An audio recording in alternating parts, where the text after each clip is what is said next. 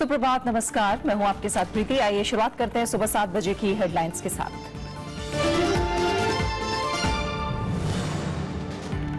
उत्तर प्रदेश के मुख्यमंत्री आदित्यनाथ की मंत्रियों को अनावश्यक टिप्पणी से बचने की सलाह। कहा 15 दिन में सभी मंत्री दें आय और संपत्ति का ब्यौरा, बिना भेदभाव के सबके विकास का वादा। मणिपुर में करीब 5 महीने बाद आर्थिक नाकेबंदी खत्म। केंद्र, राज्य और यूएनसी नेताओं की बातचीत में सहमति। बीरेन्द्र सिंह सरकार का शक्ति परीक्षण आज। जाट आरक्षण आंदोलन टला, नहीं करेंगे दिल्ली कूच। मुख्यमंत्री से वार्ता के बाद नरम पड़े जाट नेता। मांगे पूरी होने तक जारी रहेगा सांकेतिक धरना। सिंधु जल विवाद को लेकर भारत पाकिस्तान के बीच आज से फिर शुरू होगी बातचीत। सिंधु जल आयुक्त की अगुवाई में 10 सदस्यीय दल पहुंचा इस्लामाबाद। उड़ी हमले के बाद पहली वार्ता।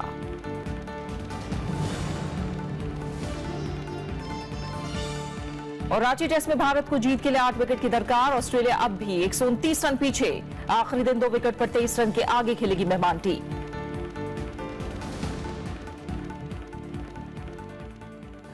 योगी आदित्यनाथ ने उत्तर प्रदेश के 21वें मुख्यमंत्री पद की शपथ ली। वो अब 21वें मुख्यमंत्री बन गए हैं। उन्होंने कल लखनऊ में पद और गोपनीयता की शपथ ली।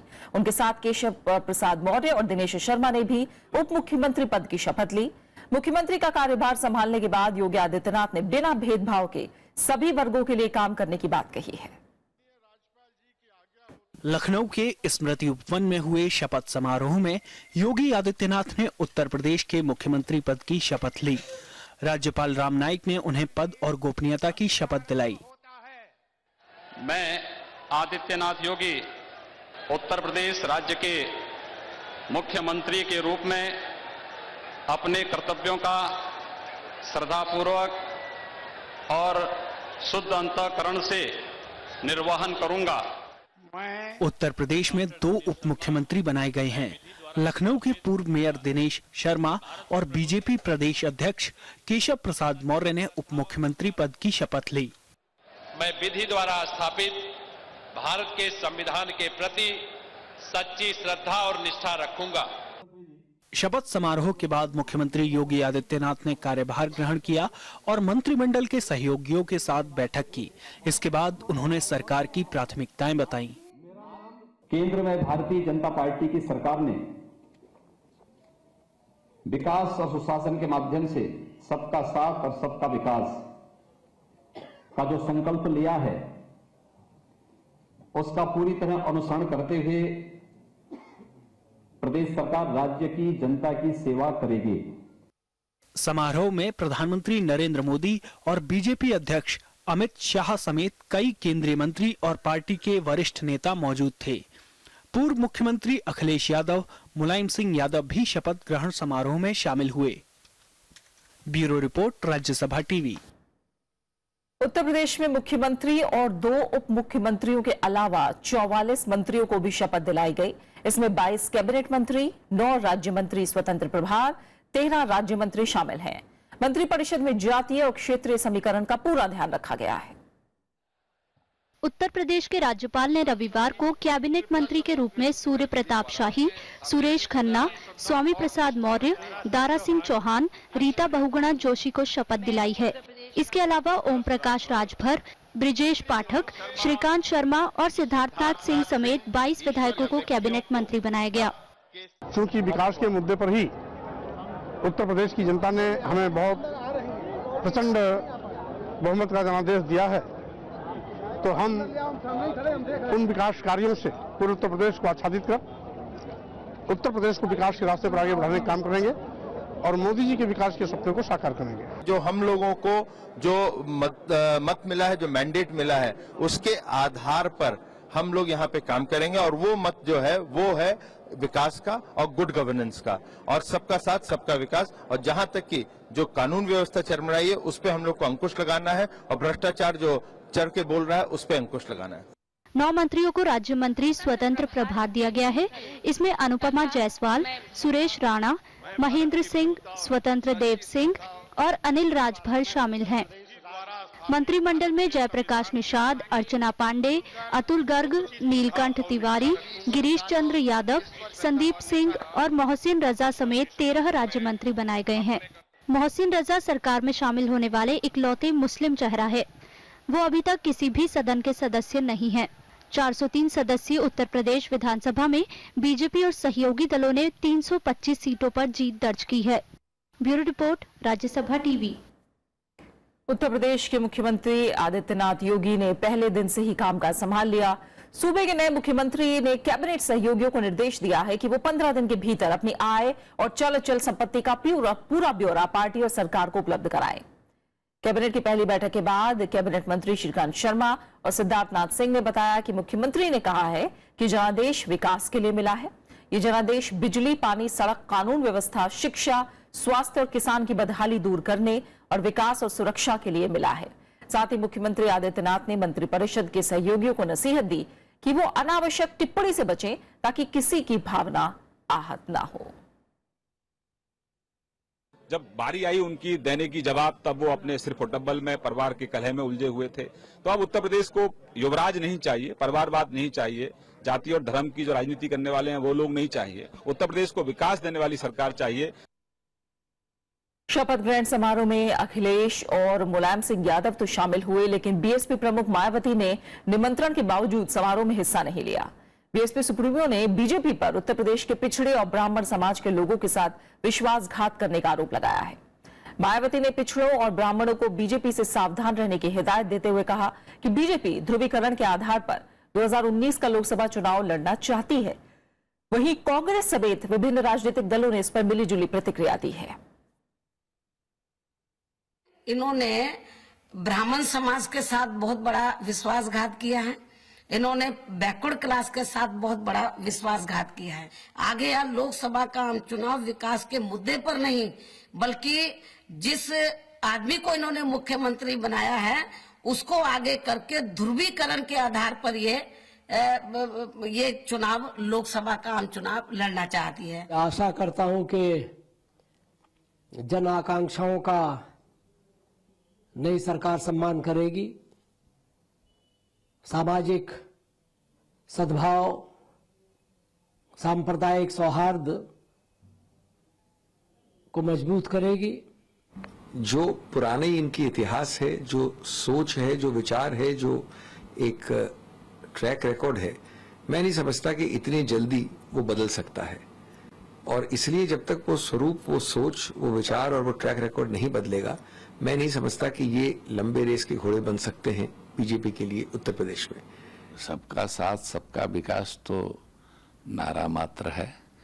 अब ये हम लोग चाहेंगे कि भगवान सद्बुद्धि दे उनको, योगी जी को, और सबको मिला जुला के ले चलें, तो इसी में उत्तर प्रदेश का भी भला है। इस बीच उत्तर प्रदेश के विधानसभा चुनाव में करारी हार झेलने वाली कांग्रेस के उम्मीदवारों ने कल हार के कारणों की समीक्षा की। प्रदेश कांग्रेस अध्यक्ष राज बब्बर की अध्यक्षता में हुई बैठक में तय किया गया कि पार्टी आम आदमी और किसानों के मुद्दे उठाती रहेगी। बैठक में राज्यसभा सांसद संजय सिंह और पीएल पुनिया भी मौजूद थे। इससे पहले राज बब्बर ने शनिवार को कहा था कि उत्तर प्रदेश में हार के लिए कांग्रेस उपाध्यक्ष राहुल गांधी जिम्मेदार नहीं है। उनका कहना था कि राहुल के नेतृत्व में कांग्रेस ने 5 में से 3 राज्यों में जीत दर्ज की है।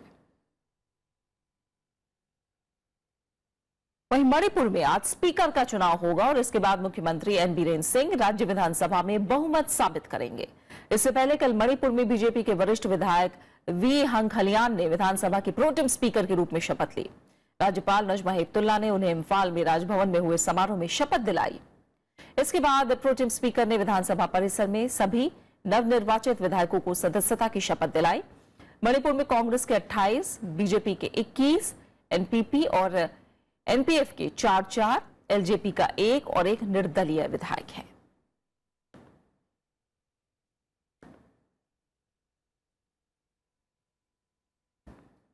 वहीं मणिपुर में लंबे समय से जारी आर्थिक नाकेबंदी खत्म हो गई है। सेनापति में रविवार शाम यूनाइटेड नगा काउंसिल, मणिपुर और केंद्र सरकार के बीच त्रिपक्षीय वार्ता में इस पर सहमति बनी। मणिपुर में करीब 5 महीने से जारी आर्थिक नाकेबंदी के चलते जरूरी सामानों की आपूर्ति बाधित रही है। कांग्रेस सरकार के 7 नए जिले बनाने के विरोध में नाकेबंदी की गई थी। चुनाव प्रचार के दौरान प्रधानमंत्री नरेंद्र मोदी ने नगा संगठनों से आर्थिक नाकेबंदी खत्म करने की अपील की थी। उन्होंने बीजेपी के सत्ता में आने पर इसे खत्म करने का वादा किया था। प्रधानमंत्री ने नगा समझौते पर जनता को आश्वस्त करते हुए कहा था कि इसमें मणिपुर को नुकसान पहुंचाने वाला कुछ भी नहीं है। मुख्यमंत्री बीरेंद्र सिंह ने भी नाकेबंदी हटाने को उनकी सरकार की सर्वोच्च प्राथमिकता बताया था। एमसीडी चुनाव के लिए राजनीतिक दलों ने कमर कस ली है। पिछले चुनाव तक मुख्य तौर पर बीजेपी और कांग्रेस के बीच रहने वाले मुकाबले की जगह इस बार आम आदमी पार्टी समेत स्वराज इंडिया समेत कई पार्टियां मैदान में हैं। दिल्ली में नगर निगम का चुनाव इस बार कई मायनों में खास होगा। तीनों नगर निगमों पर कब्जा करने के लिए मुकाबला बेहद दिलचस्प है। बीजेपी ने रणनीति के तहत मौजूदा पार्षदों को टिकट न देने का फैसला किया था। हालांकि इस फैसले से पार्टी में बगावत के डर से बीजेपी कार्यकर्ताओं को रिझाने में जुटी है। बहुत खुशी से सभी पार्षदों ने इसको स्वागत किया है और उन्होंने कहा है कि औरों को भी मौका मिलना चाहिए और जो अच्छे पार्षद हैं, जिन्होंने बहुत प्रभावी काम किया है, उनको पार्टी प्रमोट भी करेगी। तीनों नगर निगम पर काबिज बीजेपी को टक्कर देने के लिए आम आदमी पार्टी और कांग्रेस पूरी तरह से तैयार हैं। इस बार स्वराज इंडिया, शिवसेना और एनसीपी भी पहली बार सभी सीटों पर चुनाव लड़ेगी। जो नई पार्टी आ रही है उनका योगदान दिल्ली के डेवलपमेंट में जीरो है। आप पार्टी बनी, आप पार्टी ने दिल्ली को कुछ नहीं दिया। जहां तक भारतीय जनता पार्टी का सवाल है, बेसिकली सीधा सवाल है, आप सेंटर में थे, आपने दिल्ली को क्या दिया? कुछ नहीं दिया। हम चुनावी लोकतंत्र में जिस देश में रहते हैं उस देश में सभी पार्टियों को अपना हाथ आजमाने की आज़ादी है, वो आजमा सकते हैं। पिछले 2 वर्षों में कम से कम सब कुछ अगर आप किनारे कर दें तो बिजली, पानी, शिक्षा, स्वास्थ्य, ये जो महत्वपूर्ण और सबसे बड़े मुद्दे रहे हैं, इसमें कम से कम बीजेपी कांग्रेस के लोग भी इनकार नहीं कर पाते हैं कि आम आदमी पार्टी ने कुछ डिलीवर किया है या नहीं किया है। पहली बार एमसीडी चुनावों में नोटा का विकल्प भी मौजूद होगा। 27 मार्च से उम्मीदवारों के नामांकन की प्रक्रिया शुरू होगी और 22 अप्रैल को मतदान होगा। 25 अप्रैल को नतीजों का ऐलान होगा। नवविक्रम सिंह, राज्यसभा टीवी। और अब बने रहिए हमारे साथ, लौट रहे हैं एक छोटे से ब्रेक के बाद।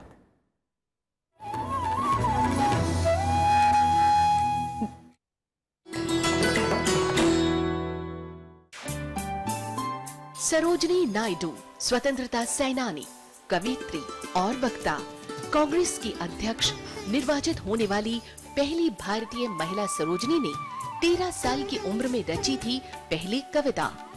आजादी के बाद वो बनी देश की पहली महिला राज्यपाल। भारत कोकिला के नाम से मशहूर सरोजनी नायडू है नारी शक्ति की अनूठी मिसाल। नमस्कार, विरासत के इंद्रधनुषी संसार में आपका स्वागत है। I am Bhupen Hazarika. अजय आँखां वारिस शान दर देख के चलो रंगीला रे तेरे रंगीले ही नहीं कर सकती हंसी और रोना, तो थप्पड़ लगना चाहिए। सुने क्यों ना आशे कबे टकला चलो। पहली बार जब हमसे मिले तो एसपी सिंह के नाम पर ही मिले हमसे। इतना ऊंचा आदमी हमारे गांव में फिर शायद न पाया।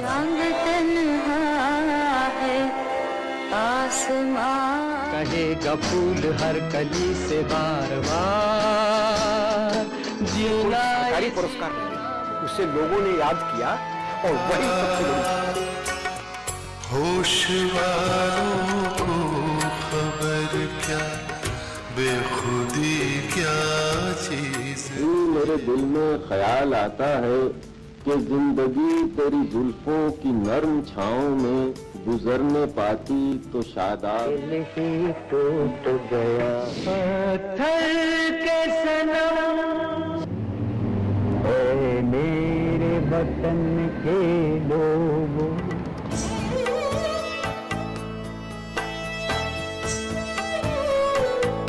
देखिए विरासत सिर्फ राज्यसभा टेलीविजन पर।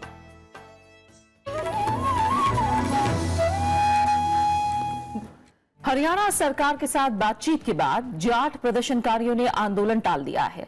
जाट नेताओं और मुख्यमंत्री मनोहर लाल खट्टर के बीच बैठक के बाद यह ऐलान किया गया।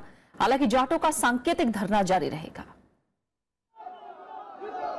आरक्षण की मांग को लेकर जाट आरक्षण संघर्ष समिति ने सोमवार को दिल्ली कूच आंदोलन को फिलहाल टाल दिया है।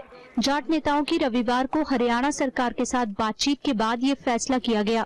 हरियाणा के मुख्यमंत्री मनोहर लाल खट्टर ने कहा कि केंद्र में जाट आरक्षण प्रक्रिया national commission for backward classes के चेयरमैन और सदस्यों की नियुक्ति के बाद शुरू की जाएगी। सारा कार्य शीघ्र करवाया जाएगा, एक समयबद्ध तरीके से इसको शुरू करवाकर और जाट समाज को न्याय मिले, ये हमारी मंशा है। जाट नेता यशपाल मलिक ने कहा कि उनकी 5 मांगों पर हरियाणा सरकार के साथ सहमति बन गई है। 26 मार्च तक सभी से बात कर समाधान निकाल लिया जाएगा। हालांकि उन्होंने कहा कि समाधान निकालने तक सांकेतिक धरने जारी रहेंगे। मुख्यमंत्री जी ने 5 मांगे बताई, उन पर हम सब लोग सहमत करते हुए और एक समयबद्ध वे सब मांगे पूरी हो जाए और सरकार की नीयत पे पूरा भरोसा है कि इस बार जो समझौता हुआ है उस पर संपूर्ण रूप से वो समझौता खरा उतरेगा। राज्य सरकार ने जाट आंदोलन के दौरान मारे गए लोगों के परिजनों को नौकरी, घायलों को मुआवजा देने, आरोपी अधिकारियों के खिलाफ कार्रवाई का भरोसा दिलाया है। इससे पहले फतेहाबाद में जाट आंदोलनकारियों और पुलिस के बीच झड़प हुई, जिसमें डीएसपी समेत 4 पुलिसकर्मी घायल हो गए। जाट प्रदर्शनकारियों के संसद के घेराव के ऐलान के मद्देनजर सुरक्षा के कड़े बंदोबस्त किए गए।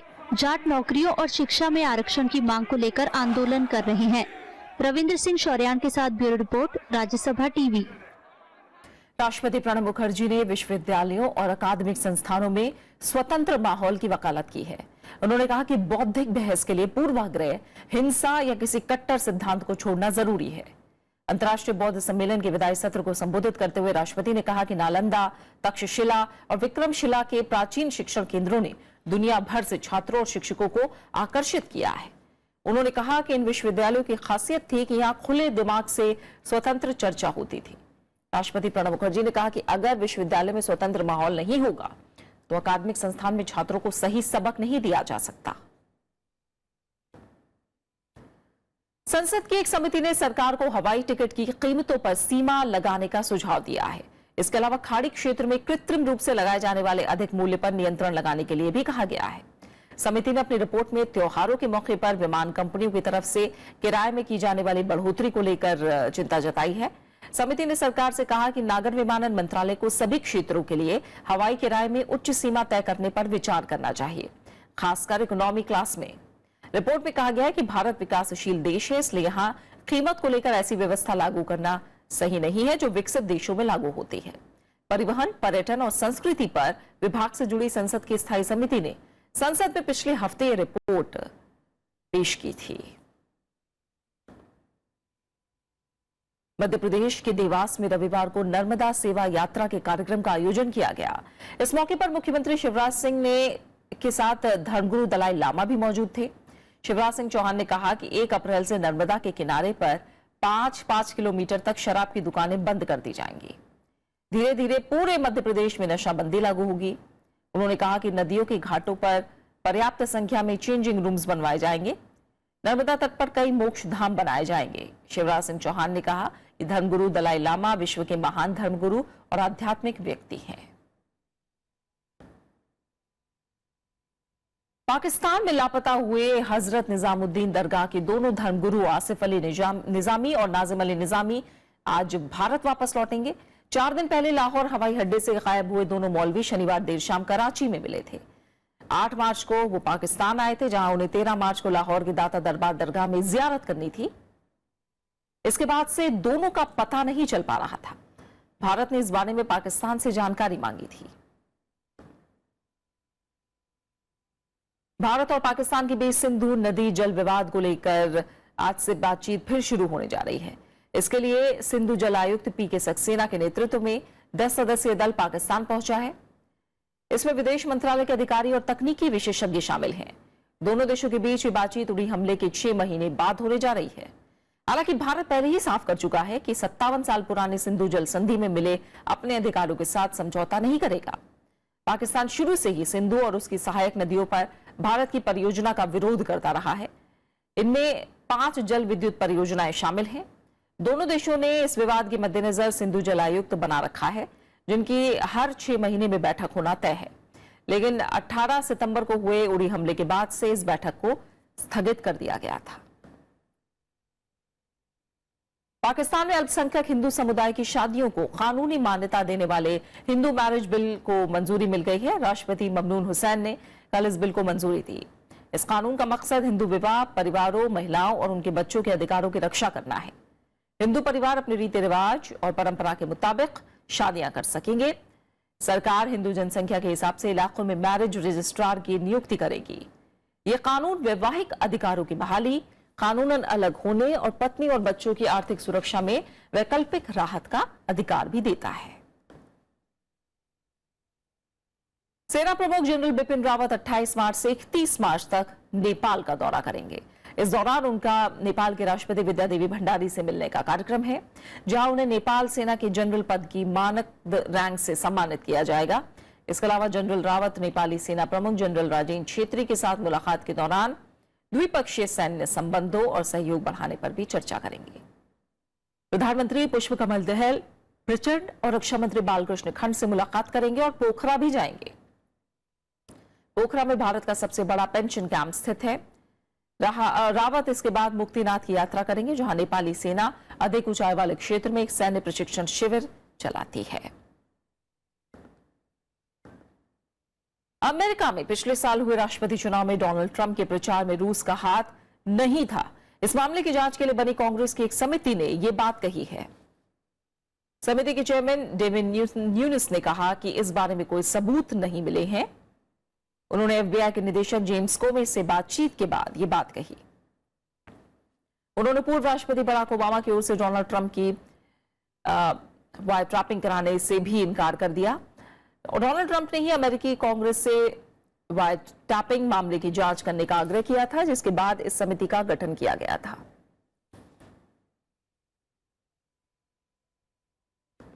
बात क्रिकेट की। रांची में ऑस्ट्रेलिया के साथ खेले जा रहे तीसरे टेस्ट मैच में भारत ने पकड़ बना ली है।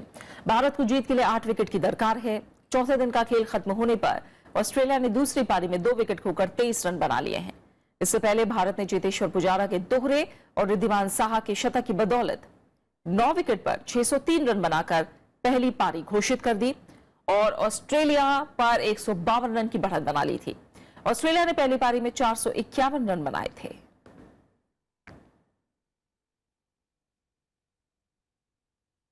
घर घर में इस्तेमाल होने वाला फ्रिज साल भर में औसत तौर पर 100 यूनिट बिजली खर्च करता है, लेकिन गुजरात के एक शख्स ने एक ऐसा फ्रिज तैयार किया है जो बिना बिजली के चलता है।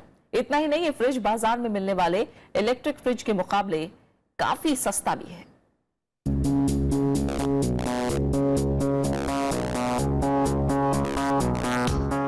फ्रिज गर्मियों का एक ऐसा साथी है जिसके बिना हम अपने घर को अधूरा समझते हैं। फिर चाहे सब्जियों और फलों को ताजा रखने की बात हो या फिर ठंडे पानी की जरूरत, गर्मियों के बढ़ने के साथ साथ फ्रिज की जरूरत भी बढ़ती जाती है। वहीं अगर दूर दराज के इलाकों की बात करें तो बिजली की किल्लत और कीमत ज्यादा होने की वजह से फ्रिज हर घर तक नहीं पहुंच पाया है। ऐसे में सूरत के रहने वाले मनसुख भाई प्रजापति ने अपनी सूझबूझ से एक ऐसा देसी तरीका निकाला है जो किफायती होने के साथ साथ बेहद फायदेमंद भी है। दरअसल मिट्टी का इस्तेमाल करते हुए मनसुख भाई प्रजापति ने एक ऐसा फ्रिज बनाया है जो पानी को ठंडा तो करता ही है, साथ ही साथ फलों और सब्जियों को भी ताजा रखता है। पानी की वजह से उसकी दीवार ठंडी होती है, दीवार की वजह से अंदर का सब्जियां और फ्रूट फ्रेश रहते हैं। एक एक पार्ट बनाते हैं हम, जैसे एक दीवार है, दूसरी दीवार है, उसी तरह दूसरी सब दीवार इकट्ठा कर करके हम हैंडवर्क से पूरा बनाते हैं। एक फ्रिज को सुखाने में कम से कम 5 से 7 दिन तक उसको हवा नहीं लगनी चाहिए। हवा लग जाते हैं तो इसकी जो पोरोसिटी होती है, छिद्र होता है, वो बंद हो जाते हैं। बंद हो जाते हैं तो कूलिंग नहीं होते। कूलिंग होने की वजह ये है कि इसके अंदर छिद्र है। ये छिद्र जो धूप डायरेक्ट लग जाते हैं तो ये दीवार सूख जाती है तो ये पोरोसिटी बंद हो जाती है। तो इसको धीरे धीरे सुखाना पड़ता है और 8 दिन में एक ही फ्रिज बनता है। और सबसे अच्छी बात यह है कि इस मिट्टी के फ्रिज को चलाने के लिए बिजली की भी जरूरत नहीं होती। दरअसल ये फ्रिज सामान्य वाष्पीकरण की प्रक्रिया पर आधारित है, जिसमें ऊपर की ओर लगभग 5 लीटर पानी इकट्ठा करने की जगह बनाई गई है। यहाँ से पानी रिसकर फ्रिज की दीवारों तक पहुँचता है। फ्रिज की अंदर की गर्मी को अवशोषित करते हुए फ्रिज को ठंडा करता है। ऊपर की ओर इस फ्रिज में एक नल भी लगाया गया है, जिससे ठंडा पानी निकाला जा सकता है। इस फ्रिज में 2 चेम्बर्स बनाए गए हैं, जो फलों, सब्जियों के अलावा खाद्य पदार्थों को 3 से 4 दिन तक ताजा रखता है और साथ ही उनके स्वाद को भी बनाए रखता है। फ्रिज के अलावा भी मनसुख भाई ने मिट्टी का water filter, water bottle, dinner set, तवा आदि विकसित किया है, जिसकी बाजार में काफी मांग है।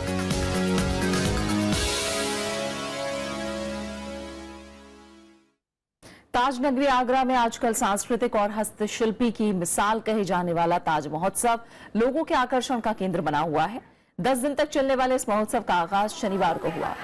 महोत्सव में देश भर के 350 से ज्यादा शिल्पी अपनी कला का प्रदर्शन कर रहे हैं।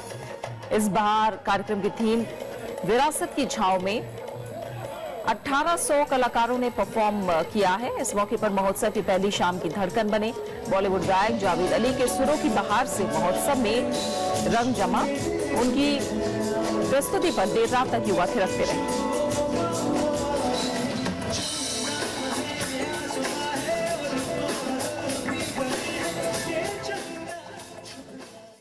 पूर्व राज्यसभा सांसद प्यारी मोहन महापात्रा का रविवार रात मुंबई में निधन हो गया। 77 साल के महापात्र काफी लंबे समय से बीमार थे। मुंबई के एक निजी अस्पताल में उनका इलाज चल रहा था। महापात्र 2010 से 2012 तक राज्यसभा के सदस्य रहे। आईएएस अधिकारी रहे। महापात्र की 1997 में बीजू जनता दल की स्थापना के बाद पार्टी की रूपरेखा तय करने में अहम भूमिका रही।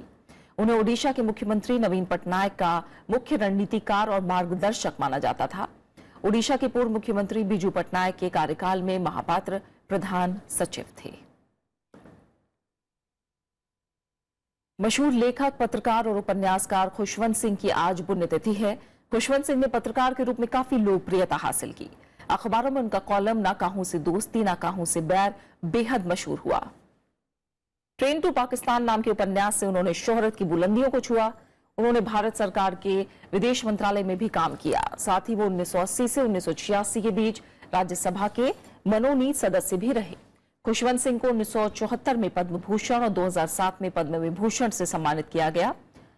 उनका निधन 20 मार्च 2014 को दिल्ली में हुआ। लाली पई दसदी है रोए तुसी भी हो रोए असी। दिल्ली आया, कोई नौकरी वोकरी नहीं, कोई काम नहीं था, जेब में पैसा एक नहीं। मेरे हाथ में ना लगाम है ना मेरे पैर हैं रकाब के अंदर। और जाने माने पत्रकार और लेखक खुशवंत सिंह पर राज्यसभा टीवी की खास पेशकश विरासत आप देख सकते हैं राज्यसभा टीवी पर। और अब आखिर में हेडलाइंस। उत्तर प्रदेश के मुख्यमंत्री आदित्यनाथ की मंत्रियों को अनावश्यक टिप्पणी से बचने की सलाह का। 15 दिन में सभी मंत्री ने आय और संपत्ति का ब्यौरा, बिना भेदभाव के सबके विकास का वादा। मणिपुर में करीब 5 महीने बाद आर्थिक नाकेबंदी खत्म। केंद्र, राज्य और यूएनसी नेताओं की बातचीत में सहमति। बीरेन्द्र सिंह सरकार का शक्ति परीक्षण आज। जाट आंदोलन टला, नहीं करेंगे दिल्ली कूच। मुख्यमंत्री से वार्ता के बाद नरम पड़े जाट नेता। मांगे पूरी होने तक जारी रहेगा सांकेतिक धरना। सिंधु जल विवाद को लेकर भारत पाकिस्तान के बीच आज से फिर शुरू होगी बातचीत। सिंधु जल आयुक्त की अगुवाई में 10 सदस्यीय दल पहुंचा इस्लामाबाद। उड़ी हमले के बाद पहली वार्ता। रांची टेस्ट में भारत को जीत के लिए 8 विकेट की दरकार। ऑस्ट्रेलिया अब भी 129 रन से पीछे। आखिरी दिन 2 विकेट पर 23 रन के आगे खेलेगी मेहमान टीम। और फिलहाल इस बुलेटिन में इतना ही। आगे देखिए मीडिया मंथन। नमस्कार।